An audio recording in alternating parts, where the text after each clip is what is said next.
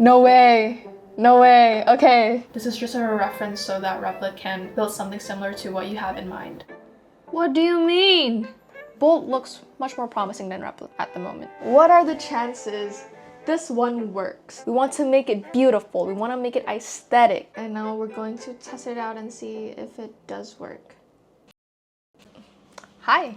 So it's been a while. This video is going to be a bit different. It's going to be something like a learn with me kind of vlog. Today I'm going to be building a customizable open caption subtitling web app with the help of AI. Today we will be vibe coding. So for this one, there's no signups, no accounts, so no backends needed. Just upload, subtitle, customize, and then download. Pretty simple, right? So let's go with the problem statement first. Personally, I think adding subtitles is one of the most time-consuming part of editing, and it takes me like 40% of my time creating a video is just subtitling because I'm like manually cutting and editing each line of subtitle. And hopefully this will like streamline the whole content creation process for those of you who always add subtitles like me. I just want something fast, simple, functional, and hopefully accessible for a lot of people to use. If you've clicked on this video, I'm assuming you know a little bit about vibe coding, but just in case you don't and this is the first time you're hearing about it, vibe coding is essentially context engineering, prompt engineering, a web app or a mobile app that you want. It's AI assisted. Now with the advancement of AI, people who never code in their lives can now create apps. But of course, these are like very simple apps. This is just like a fun little experiment. Nothing too serious. Yeah, it's just for fun. Hopefully it's functional. But in case it doesn't, it's just a learning block for us, right? But if you are planning on creating a scalable app, you probably need to know at least a little bit of code. But through this, you can also like learn how an app is created. Everything about this is just, learning by doing. So we're going to try that. And this is like my first time trying it, so it's gonna be fun. Just saying, it's not really coding because I'm not writing the code. AI will be doing that for me. And if this does work, I'd probably be using this web app to create the subtitles that you're reading right now. So I'm going to show you my whole process from creating a PRD, designing the user interface in Figma, to uploading them into an AI tool, which we'll be using Replit for this one. I've seen a lot of videos on this, so I've done a bit of research. First of all, we are going to create a PRD, which is a product requirements document. And this product requirements document is all the information that AI will need to create the app. PRD file is basically just like, a regular Google Docs note file that you can just like upload and send to AI. If you guys are seeing this is my project hub where I create projects. So I create this in Notion. I'll probably link it somewhere down below, or no, actually, I'm gonna make a separate video on this. So wait for it. So first we're going to create a PRD. So I've done my research and I've compiled this whole list of what a PRD needs. So let me get you through it one by one. We need to write a product overview, the core functions, the needs we are addressing, some user goals, minimum viable product. A minimum viable product is essentially what we want our current app to have. So it's mostly just like the core features we want, like the functions we want to see happen, the core user flow, and then the functional requirements. So what I want the UI to have, and then maybe like some logic requirements that it needs, some component architectures, page structure, navigation, if there are any, some data models. Do we need that? Actually no, we don't need it. So that's going to be empty. So we're not going to have any backends. That's why it's going to be like real simple. And then API requirements. Do I need API requirements? Okay, I don't think I need API requirements. We're going to skip that too. And then system architecture, non-functional requirements, constraints, success criteria, and future enhancements. Okay, first of all, what you want to do, you're going to want to write everything that you want inside of this first. And then afterwards, we are going to copy paste this into maybe ChatGPT and ask how the wording and everything can be refined. And then we're going to take that and then put it in Replit. Okay, just another thing. It's better to write everything you want in bullet points. That way AI can digest it better. So I'm going to write this first and I'll update you after I'm done.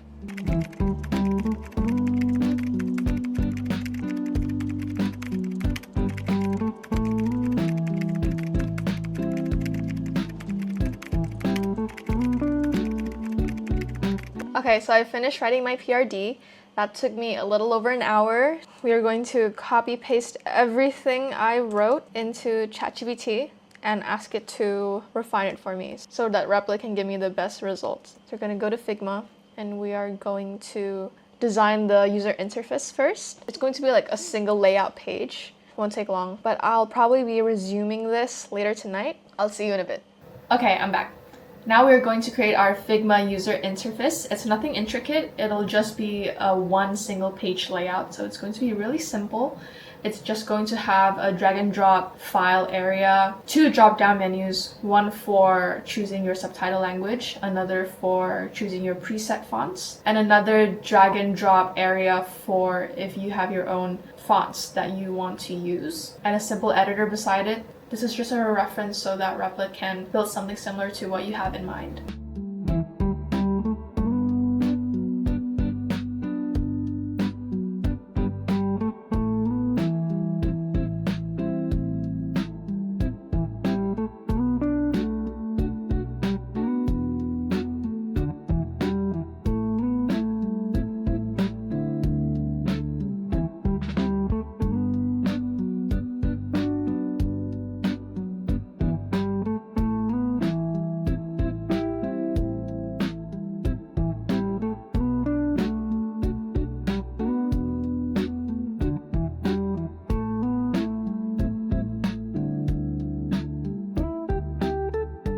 Okay, so I've created 3 pages for the user interface. It's more like the flow. It's still going to be a one single page layout. I just showed what would happen after the video upload and then what would happen after they finish applying all the fonts and rendering it. So this alone took me an hour, just like the PRD. Okay, so I just had ChatGPT generate for me good web app names. Okay, I'm gonna use Captive Flow.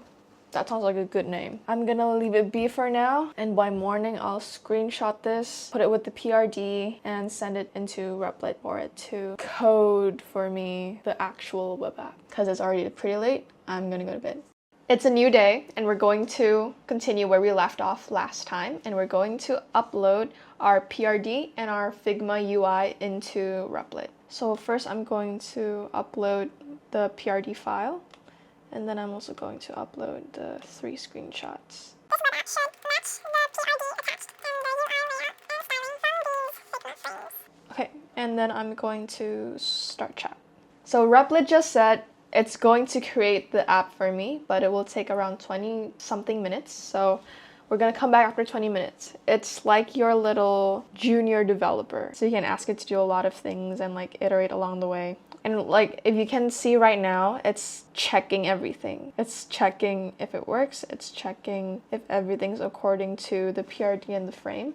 The thing here with fast prototyping, it's okay if you make mistakes. And it's okay if it doesn't work out at first because you can reiterate and reiterate again. So basically this like vibe coding-ish activity, it's just to get your prototype, your MVP out there to see, hey, this is my idea. It works. And let's say it doesn't, then that's okay. So I think just experimenting, it doesn't matter how old you are, it doesn't matter like what major you took. Anyone can do this. It's fun. And I think in the future, like even now, it has like really high value for anyone who likes to create, wants to create. So I found this one quote in the internet a few weeks back, and it says, build the thing that makes you giggle at 2 a.m. This is like in the sense of create things for the fun of it. Create things because you're excited about it and you want to see how your creation will be live when other people get to use it, when other people get to see it. The thing with experimenting is that 1, it's fun. 2, there's freedom in failing. You fail, you can still get back, you can still undo, or you could restart from the beginning. Doesn't matter, because it's all for you anyways. Maybe you'll create something that you're proud of. It may have been a dream for you to get into that major or into that job, but afterwards, maybe you've lost that passion because, you know, everything is like, gotta do this as a homework, you gotta do that as a teamwork project, and you've gotten a team that you didn't really like. And after a while, I think that may have stripped the fun factor out of what you once liked or what you once thought you wanted to do. But I think just by like doing things for the fun of it, I think that could reignite a spark back. AI tools like these are built for people who can't code. Okay, why not use it? Why not utilize it, right? Yeah, and I think you can create so many things with this. I might try to like experiment more with this. Okay, so now we're in the iteration stage. I got my trusty pen and book, and I'm gonna write everything that I see is wrong. And the thing with my customizable open caption web app here is that you can upload your own fonts. Okay, you can download fonts on the internet. You can download it from defont.com, and you can find so many free and licensed fonts. It's not just defont.com. You can also find fonts in other websites. Not that I can think of it at the moment, but you can like find so many fonts and you can download them and you can upload it on this web app. And it should generate for you that font when you're subtitling the open captions, which I think is, you know, pretty handy, pretty helpful, because I like experimenting with fonts a lot of time. Okay, I'm not sure if these work yet, so we're gonna try with a mock video first. So now what I'm going to do is I'm going to put everything I've written down that was wrong into the prompt again. Okay, let me see if I can upload anything else that's not a font file. Invalid font format, nice, okay. So it does reject if it's not a font file. Okay, now that it has everything that I think is needed, we're going to test it out. Here's my video example from early on today. Okay, so I worked on the prototype from 5 p.m. to 11 p.m. yesterday, so around like 6 hours. And I found so many bugs on Replit, and I tried a few prompts to fix it, but it didn't change anything. So I'm just going to show you the final prototype that I've managed to make. So the thing here is I don't have a backend, so it should have been easier, but it still doesn't work how I intended it to work. So I'm not sure I'd say this is the best AI tool, because it didn't give me a working finished prototype. But I'm going to show you the final draft that I've made so far. So from here, we should be able to upload a video. Hey, video uploaded. And then when I click process, it goes up to extract, transcribe, but it says processing failed. And because it says processing failed, it can't give me the SRT, the transcript, the timestamps. So I can't really do anything about open captions. Yeah, this happened a lot, and I tried to fix it, but the Replit agent keeps giving me the same thing over and over. I keep bumping into so many bugs, but the agent just can't fix it. I don't know why. So we're going to try a different AI tool this time. Users will be the one to provide the SRT file. That way it's not so taxing for the AI to create the app. What else is needed? I think that's pretty much it. Okay, built. Okay, I need to go now, but I'll be back and I'll tell you what happens. Okay, we're back. So what happened was it generated me what I prompted without a PRD and without any UIs that I've initially made. So this is just prompt-based. I don't need any databases for this web app. It'll just be client-side. Which means it's just like front end. There's no back end involved. No signups, no logins.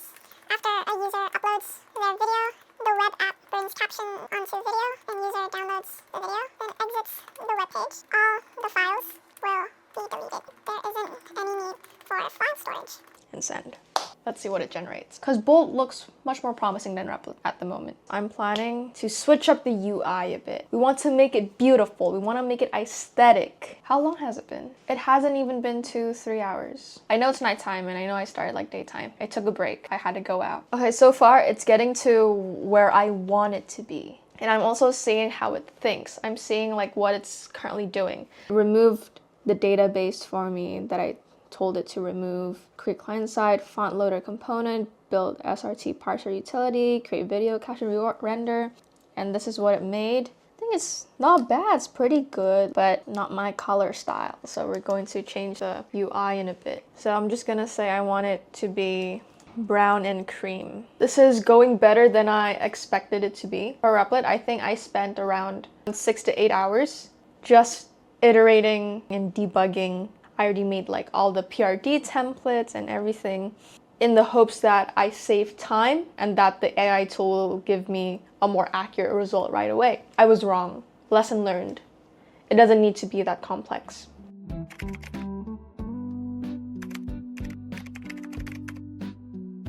Yeah, user interface wise, it looks very promising.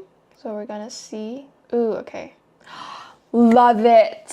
Love it. It's giving old vintage. I love it. We're gonna test out its actual functionality. So I already have the video example and I've extracted the SRT file from a different website. So SRT is transcript plus the timestamps, just so you know. Okay, click to upload video and then uploading as my SRT file. Okay. And then I'm uploading my own font. So my own font is actually my handwriting font. There's this website that gives you this form of all the alphabets with like numbers and other symbols. You write in that form and then you upload it back again to that website and it will give you your TTF or OTF. That's like the font file. And that's basically your handwriting as a font. And I've been using that a lot because my sister has our iPad, because I share an iPad with my sister. I wasn't able to handwrite in my videos, which I used to. It's a good alternative and it looks creative. Okay, now let's generate the caption video. I think another thing that I like is that it also gives me an actual moving progress bar that Replit wasn't able to. Okay, 100% processed video. I got strawberry. No way. Okay. Okay, the video, audio, and captions is synchronizing perfectly. It's good, but I don't want the black box behind the subtitles. So I'm going to ask. Can you not put black background for the subtitles? I just want the subtitles to be plain white text with a little shadow. 30% opacity. Ooh, too low. 35%. It's coming together real nice. And I like how the processing is so fast. But then again, it is a 39-second video. I don't know how it will be with a bigger file size, but we'll see.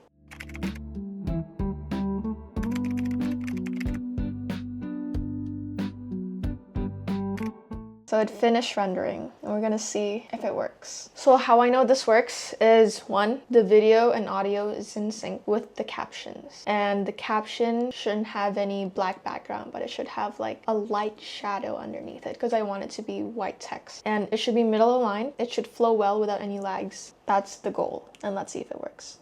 Actually, you know what? I think I can chop these up, put it in the oven.